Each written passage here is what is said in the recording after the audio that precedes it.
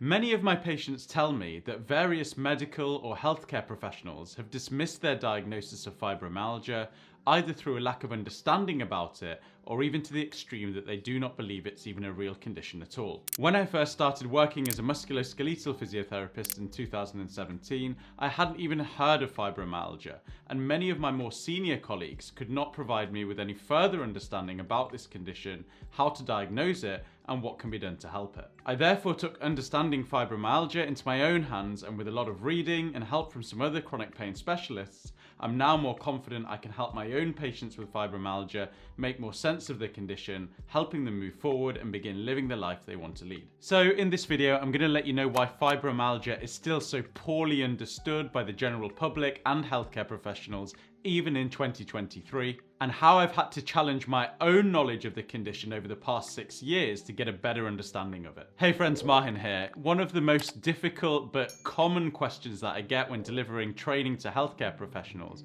is, what is fibromyalgia and why can't it be found on tests? What I'm going to let you know in this video is what I tell these same health professionals using the understanding I've gained about fibromyalgia from my own patients and my own study of the condition as part of my role as an advanced physiotherapist specializing in chronic pain management. In my advanced practice clinics, 50% of the patients that I see either have a diagnosis of fibromyalgia or come to see me with a suspicion of fibromyalgia. Unfortunately, many of them tell me that I'm the first person to take their diagnosis seriously and shed some light on what might be going on. Today, I'm going to share this understanding with you and why fibromyalgia is still so poorly understood, so it either helps you if you have fibromyalgia yourself, or it helps you to explain fibromyalgia to your patients who may have it.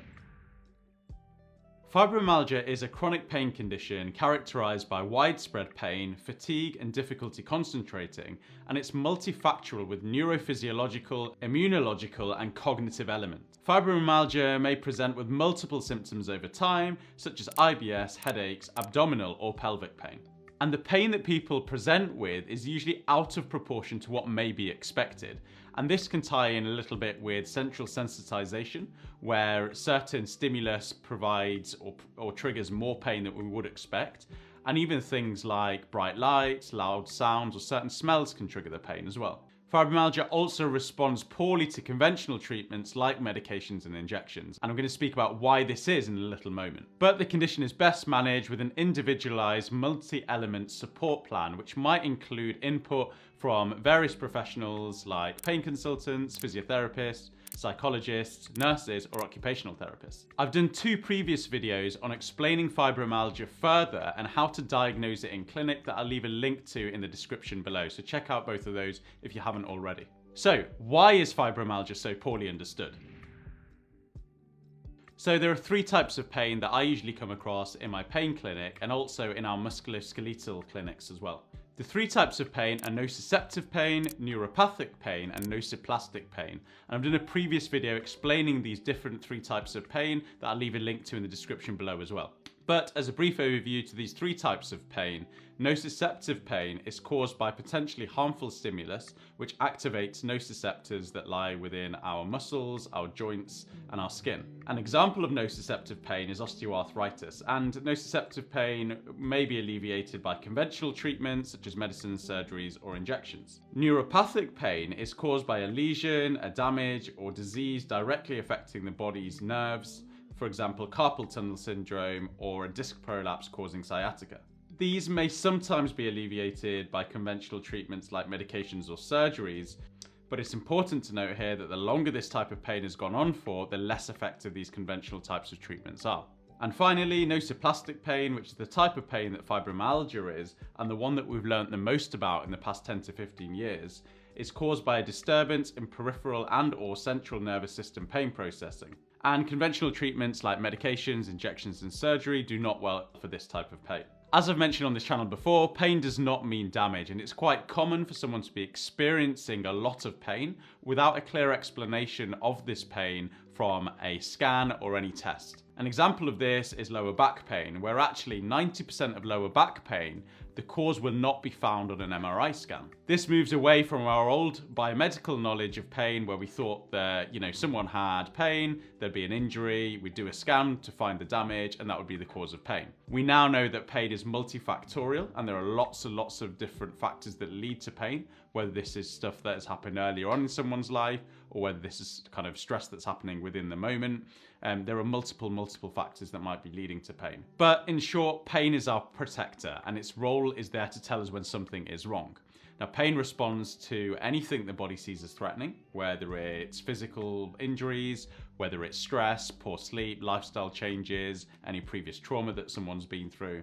The confusing thing is, pain doesn't tell us what it's showing up for, it just shows up as pain. So, how can we diagnose fibromyalgia? Well, firstly, symptoms should be present for at least 3 months or more, and we can use the American College of Rheumatology's criteria to aid our diagnosis. In this criteria, there is a symptom severity index scoring fatigue, concentration, refreshment from sleep, as well as the presence of abdominal pain, depression, and headaches. We can also use the widespread pain index within this criteria to score pain in 4 body quadrants plus the spinal region. Also asking ourselves the question, does this sound right? So fibromyalgia isn't often when it's just localized pain or just in one part of the body. It's usually quite widespread and affecting different parts of the body, and people report that it can be in one area in one day and a different area in the other day. But if it is only on one side of the body, or it's only affecting, one arm or one leg, it's probably not fibromyalgia. And finally, the symptoms of fibromyalgia cannot be explained by any other condition, like, for example, rheumatoid arthritis or any neurological condition. Important to note here that fibromyalgia can coexist alongside other conditions, okay? But it's important to rule out any other cause of symptoms that might be mimicking fibromyalgia. Another reason that fibromyalgia is still so poorly understood is because there is no such thing as a pain test. And unfortunately, our diagnostic skills still rely heavily on tests. And especially for chronic pain, so pain that has gone on for longer than 3 months, it is more likely that there's a multitude of factors that are contributing to the overall pain experience. And these factors go way beyond what we can see on tests such as MRI scans, X-rays, or blood tests. Those things only look at the biological aspect of pain and not the psychosocial aspect of pain. And we actually know that in chronic pain, the psychosocial element of pain is much larger than the biological element in many cases. So we need to move away from relying on diagnostic tests for a diagnosis, as this often leads to patients being told that nothing is wrong as everything has come back normal. This can be quite dismissive of someone's pain experience and personal challenges that they're going through, when all of these tests that they hang a lot of hope on to find the reason for pain comes back and is described as normal, not showing an explanation for their pain. Tests are really important, of course, for ruling out and screening for any other causes to symptoms such as rheumatological, endocrine, or neurological conditions. However, the absence of any explanation through these tests should not be the endpoint for the patient. Fibromyalgia is no longer just a diagnosis of exclusion, okay, and it can coexist alongside other symptoms or other conditions that I've mentioned. I have many patients who have rheumatoid arthritis and fibromyalgia together.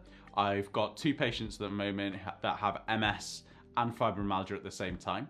And there are differences in the way that these conditions present. So it is very, very common to have fibromyalgia alongside other conditions as well. Lastly, a final reason that fibromyalgia is still so poorly understood is because the biomedical model overlooks the psychosocial factors contributing towards pain. The Royal College of Physicians' guidelines for diagnosing fibromyalgia clearly states that it's not a psychosomatic or psychological condition, rather the combination of a multitude of factors that lead to the brain and nervous system concluding that there is more evidence for danger than safety. Don't forget, there is still the bio part of the biopsychosocial model, and it's a combination of all 3 of these things that lead to the experience of pain. However, there was a really interesting study that was designed to evaluate the awareness and skills of orthopedic surgeons' ability to recognize fibromyalgia and their knowledge of the condition. The study found that although 91% of participants reported that they recognized fibromyalgia, the mean knowledge score of the orthopedic surgeons was 7.6 out of 17. This lack of knowledge about fibromyalgia has led to complex surgical and interventional histories for a lot of patients that could have been avoided if the condition was better understood. Conventional treatments for pain, such as medications and injections, do not work well for fibromyalgia and nociplastic pain because these treatments follow a biomedical rather than a biopsychosocial understanding of pain. To gain an even better understanding of fibromyalgia, how to diagnose it, and how I helped one of my patients with fibromyalgia, check out my fibromyalgia playlist next. Thanks for watching, have a lovely day, and I'll see you on the next video.